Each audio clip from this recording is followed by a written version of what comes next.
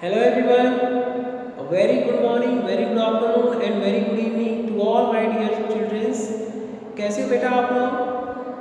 So guys, Deepawali आप लोगों की बहुत अच्छे से बीती एंड आई होप कि आप इस समय काफ़ी बेटर फील कर रहे होंगे क्योंकि एक फेस्टिवल आप लोगों का कंप्लीट हुआ है। और बच्चों, हम लोग ये नहीं देखना चाहिए कि दीपावली है तभी खुशियाँ मनाएं या फिर जब होली आए तभी खुशियाँ मनाएं। हर दिन आप होली दीपावली में ये मना सकते हो जब आप दिल से खुश रहो। अगर आप खुश हैं, पेरेंट्स खुश हैं, आप घर में अच्छे से खा पी रहे हो, हर दिन बेटा होली दिवाली दशहरा सब कुछ है, हर दिन बेटा फेस्टिवल है। अगर आप खुश हो, है ना, तो हर दिन आपका क्या है, फेस्टिवल होता है। तो फेस्टिवल से बच्चों हम लोगों को एक सीख मिलती है। सीख ये मिलती है कि हम अपनी लाइफ में जितना हो सके अच्छा करने की कोशिश करें और हमेशा खुश रहें। खुश रहोगे बेटा तो हर काम को करने में आपका मन भी लगेगा। ओके गाइस, तो इसी के साथ बच्चों आज हम लोग अपना न्यू लेसन, न्यू चैप्टर अपना स्टार्ट करते हैं। That is the heat and temperature. Heat and temperature, heat को बच्चों हिंदी में ऊष्मा कहते हैं और टेम्परेचर को क्या कहते हैं, तापमान कहते हैं। आई बात समझ में? हीट को ऊष्मा कहा जाता है और टेम्परेचर को तापमान। चैप्टर 14 है, बहुत अच्छे से बेटा हम लोग पढ़ेंगे, बहुत मन लगा करके पढ़ेंगे। और जो बच्चे नहीं भी पढ़ रहे हैं बेटा वो लोग कोशिश करिए कि मन लगा करके पढ़ना स्टार्ट करें। और बच्चों जैसे कि आप देख सकते हो आज फर्स्ट डे मैंने स्वेटर पहना है बिकॉज आज जो है टेम्परेचर थोड़ा क्या है, बिलो है, सॉरी बिलो मैं कह रहा हूँ, टेम्परेचर जो है नॉर्मल से भी कम है। टेम्परेचर आज बच्चों बहुत कम है ना, ठंड लग रही है और घर में भी आप लोग ये चीज़ फील कर रहे होंगे। तो देखा आपने मैंने एक वर्ड यूज़ किया टेम्परेचर। क्लियर? टेम्परेचर, आखिर ये टेम्परेचर है क्या या हीट है क्या, समझे बेटा? और इस चैप्टर में बेटा आप लोग बहुत सारी बातें जानोगे। क्लियर? कॉन्सेप्ट मैपिंग, बच्चों कॉन्सेप्ट मैपिंग में सबसे पहले आप देखो इंट्रोडक्शन। इंट्रोडक्शन क्या है बेटा? In this chapter we are going to learn about heat and its effect. इस चैप्टर में बच्चों आप लोग हीट और हीट इफेक्ट के बारे में पढ़ोगे। We will also read about the temperature in short, और बच्चों थोड़ा बहुत सिर्फ आप टेम्परेचर के बारे में पढ़ोगे। पॉइंट्स में बेटा हीट मूव्स है, heat causes change and temperature, ये तीन मेन टॉपिक्स हैं। Heat is what makes things feel warm. Heat जो है, हीट का मतलब वो है जिसकी वजह से कोई भी चीज़ हमको गर्म महसूस होती है, समझे ना? चाय गर्म है तो हम लोग कहते हैं कि बहुत हीट है। क्लियर? कॉफ़ी, कॉफ़ी बेटा गर्म है तो हम लोग क्या कहते हैं कि बहुत ज़्यादा हीट हो गया है, बहुत ज़्यादा गर्म हो गया है। So heat is what makes things feel warm. Heat वो चीज़ है जिसकी वजह से हमको लगता है कि ये चीज़ या फिर ये वस्तु क्या है, गर्म हो गई है। Hold your puppy on your lap, you will feel warm on your lap, heat moves from the puppy's body to your lap. आप लोग बच्चों पपी यानी डॉग का जो बेबी होता है उसको आप लोगों ने कभी अपने लैप पर यानी कभी अपने गोद पर रखा है? बहुत नॉटी हो आप लोग, अपनी गोद पे आप लोग जरूर रख करके उसको देखभाल करते हो, उसकी खिलाते हो आप लोग। तो बच्चों बहुत प्यार करते हो ना आप लोग अपनी पपीज़ को। तो बेटा पपीज़ को जब आप अपने लैप पर रखते हो, अपनी गोद में रखते हो, तो क्या होता है कि आपको बहुत ज़्यादा वार्म फील होता है ना, बहुत ज़्यादा वार्म फील होता है बिकॉज पपी की बॉडी से हीट का ट्रांसफ़र आपकी बॉडी में हो जाता है। क्लियर?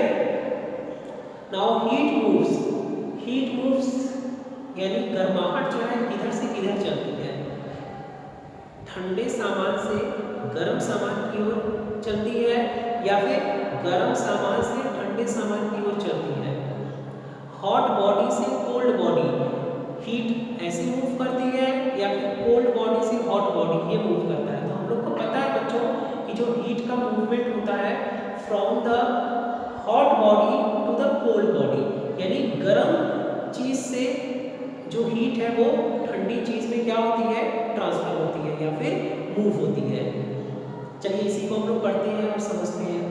अच्छा बच्चों एक और एग्जांपल हम लोग लेते हैं। जैसे आप लोग देखिए यानी चिमटा, चिमटे को बेटा गैस के बर्नर के ऊपर, गैस का बर्नर जला करके चिमटे को रख दो और 2 या 3 मिनट बाद आप चिमटे को छूते तो क्या होता है, बहुत वार्म फील होता है ना, बिकॉज हमारी बॉडी का टेम्परेचर उस चिमटे के टेम्परेचर से क्या होता है, कम होता है।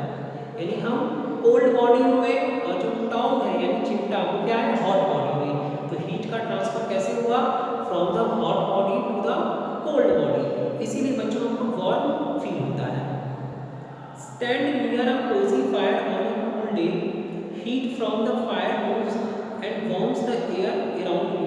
बच्चों अगर कहीं पर छोटी सी आग अगर लगी हुई है, कहीं आग जलाया गया है ठंड के मौसम में, तो आप लोग देखे होंगे कि जो हीट होती है, गर्माहट, वो फायर के ऊपर से मूव करती है और चारों तरफ की जो हवा होती है उसको गर्म कर देती है ना। कहीं पर आग लगती है तो आप लोग देखे हो ना कि आसपास की जो हवा होती है वो कैसी हो जाती है, गर्म हो जाती है। The warm air makes you feel warm when heat moves it can make you and things around you warmer. और बच्चों आप लोग देखे होंगे कि जो गर्म हवाएं होती हैं वो जब चलती है तो आपकी बॉडी भी क्या होती है, गर्म हो जाती है। और जब ये हीट मूव करता है, जब ये हीट मूव करता है तो मैं खुद और हमारे आसपास की जितनी चीज़ें हैं वो गर्म हो जाती हैं। Heat causes things to feel warm. बच्चों हीट की वजह से हम लोग को क्या होता है, बहुत गर्माहट महसूस होती है। Try rubbing your hands together, the faster you rub the more heat you feel. और बच्चों आप लोग देखे होंगे ठंड के दिनों में हम लोगों को जब ठंड लगती है तो हम लोग क्या करते हैं, अपने हैंड को रब करते हैं ना। जितना फास्ट आप रब करते हो उतनी ज़्यादा हमको वार्म फील होती है, यानी गर्माहट हमको महसूस होता है ना।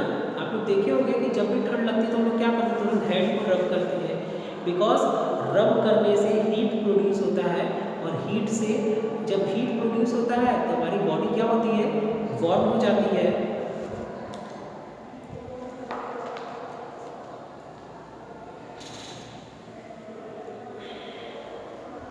आगे बेटा इसमें दिया है the faster you rub the more heat you feel. बेटा ज़्यादा फास्ट आप रब करोगे तो ज़्यादा हीट प्रोड्यूस होगा।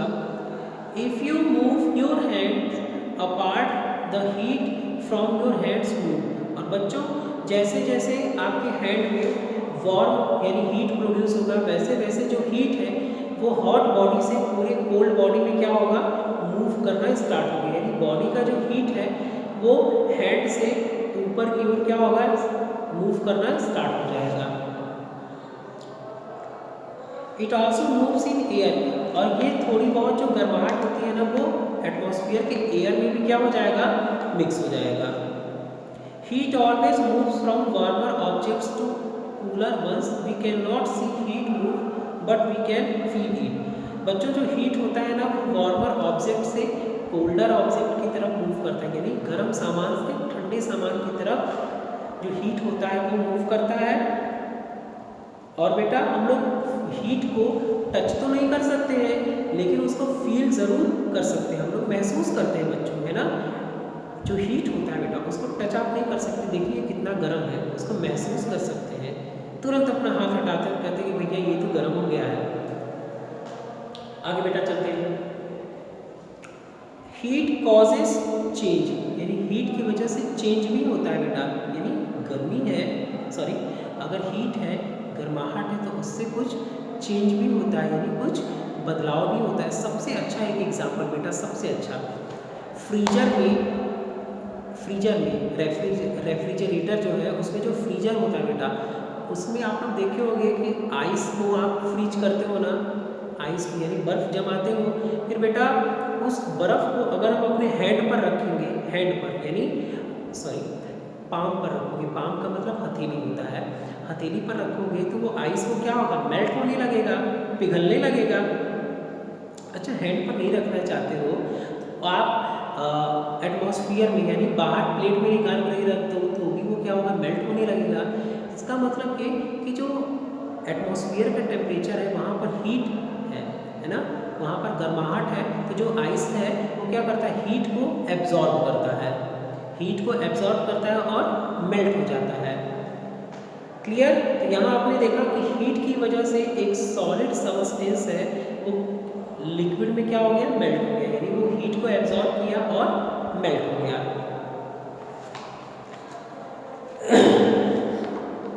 When some objects get warmer, they melt.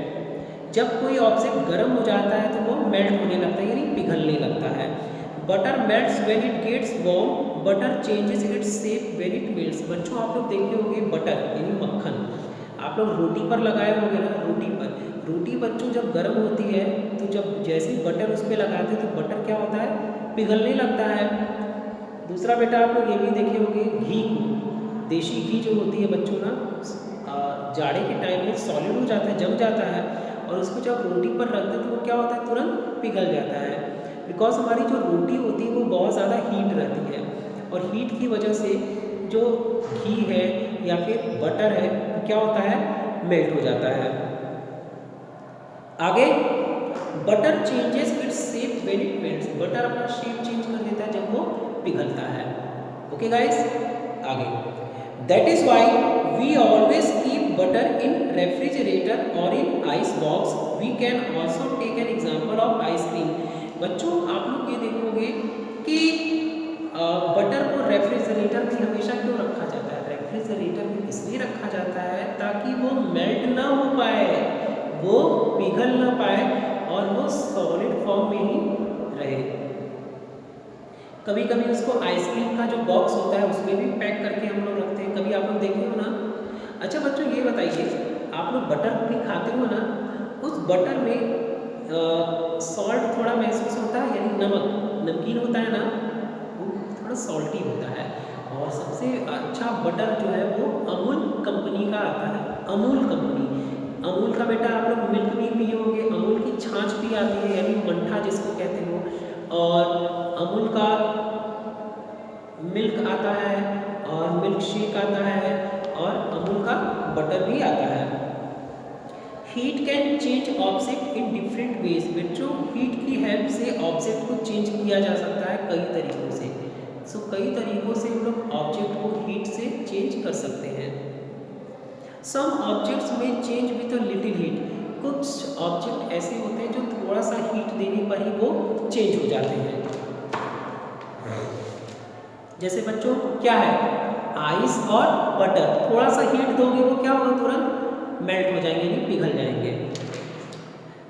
Other objects, page turn करिए आप लोग। Other objects may not change until they get very hot. और कुछ सब्सटेंस ऐसे होते हैं बच्चों, जब तक उनको ज़्यादा ना गर्म किया जाए वो चेंज नहीं होते हैं। जैसे बच्चों आप लोग देखे होंगे बारिश के पानी में, सॉरी बारिश के टाइम में बारिश का पानी कई जगह इकट्ठा हो जाता है, देखे होंगे ना, थोड़ा सा भी गड्ढा रहेगा वह पानी इकट्ठा हो जाएगा।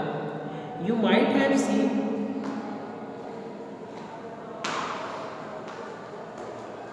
Sorry guys, you might have seen the puddles full of water during the rainy season. आप लोगों ने देखा होगा कि बहुत सारा जो पानी है वो इकट्ठा हो जाता है रेनी सीजन में, यानी बरसात के मौसम में। But when rain stops and the weather becomes warm, the water starts disappearing from the puddles। और बच्चों आप लोगों ने देखा होगा कि जब बारिश बंद हो जाती है तो सूर्य की रोशनी इतनी ज़्यादा उनको मिलती है कि वो गर्म हो जाते हैं और फिर वो चेंज हो जाते हैं। This means heat changes the water into water vapour which being a gas goes into the air. और बच्चों उसमें होता ये है कि जब सन से रेज बहुत ज़्यादा आती है, यानी सूर्य की रोशनी बहुत ज़्यादा मिलती है, तो जो वाटर पडल्स है यानी पानी जहाँ इकट्ठा हुआ है बच्चों वो वार्म हो जाता है, और वार्म होने के बाद वो वाटर वेपर में क्या होता है, कन्वर्ट हो जाता है। इसको है ना, वाटर वेपर में कन्वर्ट हो गया और वो एयर में जाकर के क्या होता है, मिक्स हो जाता है। कभी आप लोग देखे होंगे, नोटिस किए होंगे कि भाई घर के बाहर पानी था बरसात के मौसम में, जब धूप निकली तो 1-2 दिन बाद वो गायब हो जाता है। गायब इसलिए होता है क्योंकि वो लिक्विड से किस में कन्वर्ट हो जाता है, वाटर वेपर में, वाटर वेपर में, पानी की वाष्प में। आगे बेटा, this means heat changes the water into water vapour which being a gas goes into the air. इसका मतलब ये कि जो वाटर है वो हीट की वजह से वाटर वेपर में कन्वर्ट हो गया और एयर में मिक्स हो गया। This is a evaporation. इसको क्या कहा जाता है बच्चों? इवेपोरेशन कहा जाता है। Thus certain things seem to disappear when heat is added। बच्चों आप लोग देख सकते हो कि जब आप हीट अगर प्रोवाइड करते हो तो एक सब्सटेंस दूसरे सब्सटेंस में क्या होता है? कन्वर्ट हो जाता है। सब्सटेंस कहिए या फिर थिंग्स, वस्तु कहिए, जैसे थिंग्स सब्सटेंस क्या है, दोनों बच्चों सेम चीज है। क्लियर? आगे, most things get bigger when heat is added. When the air inside a balloon gets warmer, the air takes more space. The heat changes the air inside the balloon. Sorry, most things get bigger when heat is added. बच्चों आप लोगों ने देखा होगा कि जब आप heat करते हो तो कुछ ऐसे सामान होते हैं जो क्या होते हैं, काफ़ी साइज में इंक्रीज होने लगते हैं, साइज में बढ़ने लगते हैं। When the air inside a balloon gets warmer, the air takes more space। और बच्चों आप लोगों ने देखा होगा कि जब जो बलून होती है उसमें की गैस जब गर्म होती है तो वो क्या होती है? फैलने लगती है। फैलने का मतलब एक्सपेंड होती है, फैलती है और वो ज़्यादा स्पेस क्या करता है? कवर करता है और बलून इसीलिए धीरे धीरे बड़ा होने लगता है। The heat changes the air inside the balloon and it takes up more space, changing the size of the balloon। और आप लोगों ने देखा होगा कि जब बलून है उसके अंदर का जो एयर है वो हीट की वजह से चेंज होता है और ज़्यादा वो जब हीट हो जाता है तो वो ज़्यादा स्पेस क्या करता है? कवर करने लगता है। अब बच्चों आगे देखिए,